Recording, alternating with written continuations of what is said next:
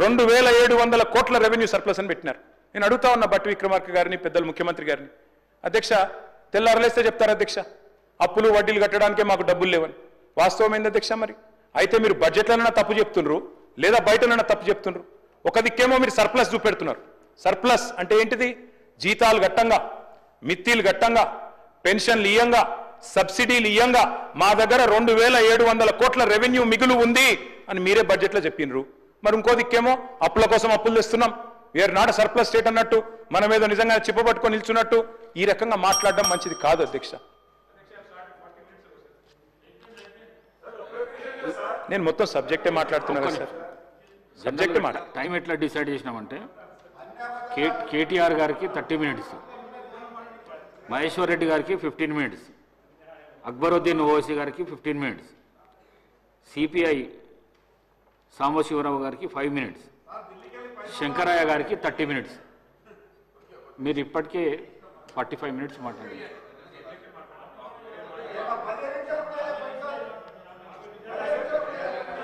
దయచేసి మరొక 45 నిమిషాలు ఇవ్వండి, నేను కంప్లీట్ చేస్తాను సార్. ఎందుకంటే నేను సబ్జెక్టే మాట్లాడుతున్నా తప్ప వేరే విమర్శ కూడా చేస్తలేను సార్. సార్ స్పీకర్ సార్, నాడు రాష్ట్రం ఏర్పడ్డ నాడు సగటు ఆదాయం నెలకి 3,500 కోట్లు.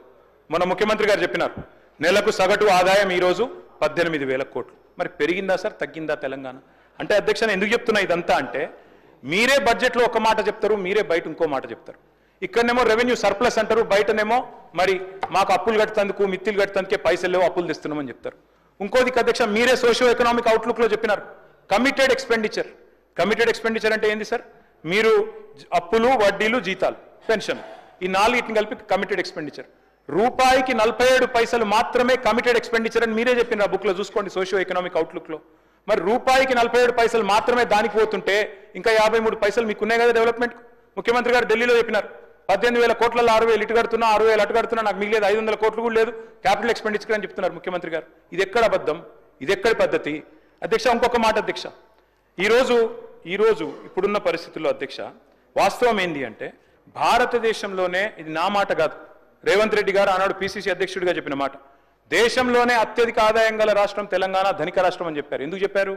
ఆ రోజు ఇన్ని హామీలు ఇస్తున్నారు కదా, ఎట్లా అమలు చేస్తారు మీరు అని కొంతమంది అడిగితే, అటు బట్టి గారు కానీ ఇటు రేవంత్ రెడ్డి గారు కానీ ఇద్దరు చెప్పినారు, మా కాంగ్రెస్ పార్టీకి అనుభవం ఉంది, అవగాహన ఉంది, పేదలకు చేయాలనే సంకల్పం ఉంటే చాలు చేస్తామన్నారు అధ్యక్ష.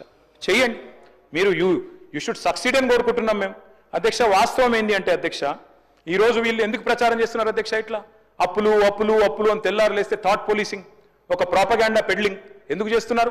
మాకు తెలుసు, ప్రజలకు కూడా అర్థమైంది అధ్యక్ష.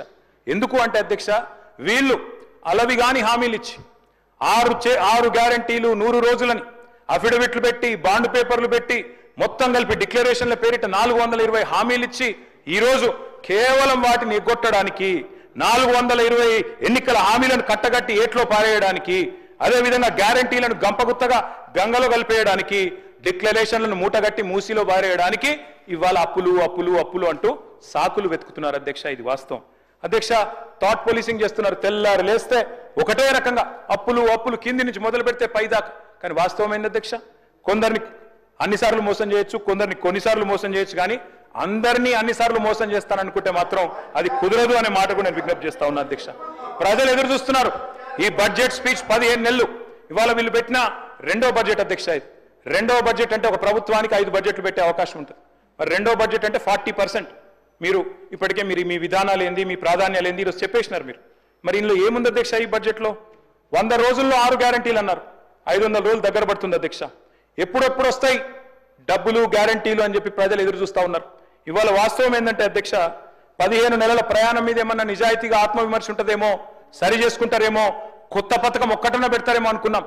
కానీ 6 గ్యారంటీలకు చూస్తుంటే మంగళం బాడినట్టే కనబడతా ఉన్నది అధ్యక్ష. రాహుల్ గాంధీ గారు స్వయంగా చెప్పారు అధ్యక్ష, 6 గ్యారంటీలకు వెంటనే చట్టబద్ధత కల్పిస్తామంటూ రాహుల్ గాంధీ గారు, సోనియా గాంధీ గారు స్వయంగా చెప్పిన మాట. కానీ ఈ రోజు వరకు చట్టబద్ధత లేదు, ఏది జరగలేదు అధ్యక్ష. 15 మాసాల్లో అధ్యక్ష శ్వేతపత్రాలు, దరఖాస్తులు తప్ప సాధించింది ఏమీ లేదు అధ్యక్ష. ఇవాళ తెలంగాణలో పాపులర్గా నడుస్తున్నది ఏంటంటే అధ్యక్ష, డైలాగ్ ఇవ్వాలి, ఎవరిని అడిగిన మంత్రులను తెలియదు, గుర్తులేదు, మర్చిపోయినాం. 6 గ్యారంటీలు అమలు తెలియదు, 420 హామీలు ఎప్పుడు తెలియదు, డిక్లరేషన్లు మర్చిపోయినరు, అభినవ గజనీలుగా మారిపోయిన పరిస్థితి అధ్యక్ష. అధ్యక్ష వీళ్ళ హామీలేమో తాటాకంత, కానీ ఇచ్చింది మాత్రం ఈ తాకంత కూడా లేదు అధ్యక్ష. ఎగవేతలు, కోతలు, ఎగనామాలు, పంగనామాలు జాబితా చాలా పెద్దగా ఉంది అధ్యక్ష. అధ్యక్ష ఎట్లుందంటే అధ్యక్ష వీళ్ళది, అప్పట్లో ఒక సినిమా వచ్చింది అధ్యక్ష, నేను చిన్నగా ఉన్నప్పుడు, నా పెళ్ళంట అని. ఒక ఆయన నేను చికెన్ తింటా అంటే కోటా శ్రీనివాసరావు గారు నువ్వు రా అని పిలుస్తాడు అధ్యక్ష. పిలిచి ఆయనతో ఏం చేస్తాడు అధ్యక్ష, కారపు మెతుకులు పెట్టి ముంగట కోడిని కట్టేస్తాడు అధ్యక్ష, ఇదే తిను అని. గట్లే ఉంది అధ్యక్ష వీళ్ళు 6 గ్యారంటీలు, డిక్లరేషన్లు, 420 హామీలు. తప్పిన ప్రతి మాట అధ్యక్ష ప్రజల్లో మన మీద విశ్వాసాన్ని దెబ్బతీస్తుంది. బ్రోకెన్ ప్రామిసెస్ ఈరోడ్ ఫెయిత్ అధ్యక్ష. Sir when leadership fails the entire system suffers. అధ్యక్ష ఎన్నికల ఏడు దాటినాక ఇవాళ హామీల బోట్ను తగలేస్తున్నారు మీరు, విశ్వాసం కల్పించి విశ్వాసఘాతకం చేస్తున్నారు. మేనిఫెస్టోలతోనే ఎన్నికల్లో గెలుస్తాం అధ్యక్ష. మేనిఫెస్టో అంటే ఒక ప్రమాణ పత్రం అధ్యక్ష ప్రజలకు మనకు. కానీ ఏం జరుగుతుంది అధ్యక్ష ఈరోజు రాష్ట్రంలో? ఒక సింగిల్ డే లావాదేవీగా మారిపోయింది మేనిఫెస్టో అంటే. ఎన్నికల్లో ఓట్లు వేయించుకోవడం తప్ప ఆ తర్వాత గద్దెనెక్కిన తర్వాత 5 ఏళ్లు మర్చిపోయే పరిస్థితి. మేనిఫెస్టో అమలు చేయకపోతే అడగాల్సిన బాధ్యత ప్రతిపక్షంగా మాది అధ్యక్ష. ఖచ్చితంగా అడుగుతాం. మీరు అమలు చేయకపోతే చేసేదాకా వెంటబడతాం. కానీ దుర్మార్గం ఏంటంటే అధ్యక్ష ఈయని కూడా ఇచ్చినట్టు చెప్తున్నారు. జాతీయ మీడియాలో వేరే వేరే రాష్ట్రాల్లో ఆడబిడ్డలకు మహాలక్ష్మి పథకం ఆల్రెడీ చాలా అయిపోయింది, 90 లక్షల మందికి నెలకు 2,500 రూపాయలు ఇస్తున్నామని చెప్పి వారి సోషల్ మీడియా కన్వీనరు ఎంపీ గారు శ్రీప్రియ శ్రీనాటే గారు చెప్తా ఉన్నారు. ఈ కరెక్టా అధ్యక్ష ఇట్లా చెప్పడం? అదేవిధంగా అధ్యక్ష 1, 2 కాదు, ఎన్ని చేస్తున్నారు అంటే ఇట్లాంటి మరి ప్రచారాలు వేరే వేరే రాష్ట్రాల్లో మామూలుగా చేయట్లేదు అధ్యక్ష. అధ్యక్ష ఎన్నికలు 5 ఏళ్లకు ఒకసారి వస్తాయి. అదృష్టం ప్రజల దయ ఎవరుకుంటే వాళ్ళు గెలుస్తాం అధ్యక్ష. కూర్చుంటాం అధికారంలో, మేము 10 ఏళ్ళు ఉన్నాం, మీరు 5 ఏళ్ళు ఉంటారు. తప్పకుండా భవిష్యత్తులో ఎవరు వస్తారో ప్రజలు నిర్ణయిస్తారు. కానీ ఎట్లా ఉందంటే అధ్యక్ష ప్రభుత్వం అనేది నిరంతర ప్రక్రియ అధ్యక్ష. ఒకరు వస్తారు, ఇంకొకరు పోతారు. It's continuous institution, continuous process. ఒక రాజ్యాన్ని ఇంకో రాజ్యం దండెత్తి ఆక్రమించుకోవడం అన్నట్టు కాదు అధ్యక్ష. ఓడిపోయిన రాజులను పట్టుకొచ్చి బందీఖాన్లో వేయడం, చంపేయడం ఇది ఆనాడు మధ్యకాలంలో చేసేది అధ్యక్ష. శాసనాలు జరిపేయడం, రాజముద్రలు మార్చడం ఒకప్పుడు జరిగేది. ఇవాళ ఇవన్నీ ఎందుకు చెప్తా ఉన్నా అంటే 15 నెలలుగా రాష్ట్రంలో ఒక విపరీత దూరం చూస్తా ఉన్నా అధ్యక్ష. ఆనవాళ్ళు జరిపేస్తా, కేసీఆర్ ఆనవాళ్ళు ఉండొద్దు, ఈ శపథాలే ఇవాళ ఈ రాష్ట్రానికి శాపాలు అవుతా ఉన్నాయి. నేను ముఖ్యమంత్రి గారికి కోరుతా ఉన్నా, పాలకుడికి కావాల్సింది కక్ష కాదు. మీరు చిన్న వయసులో ముఖ్యమంత్రి అయినారు, సర్వ్ చేయండి, మంచిగా సర్వ్ చేయండి, ఇచ్చిన ప్రతి హామీ నిలబెట్టుకోండి.